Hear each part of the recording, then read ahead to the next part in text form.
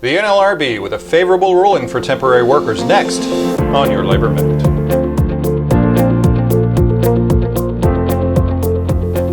Good evening, I'm Mark Harrison.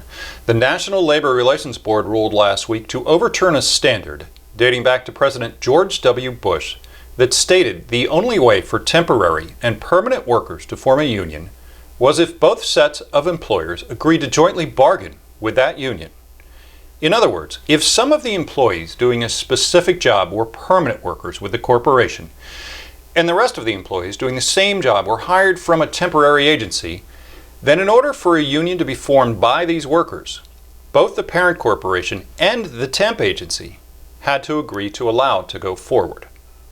Corporations have long used this temporary worker angle to divide the workforce in order to keep unions away, and more specifically, to keep from paying the temporary workers equally and granting them benefits like retirement and health care.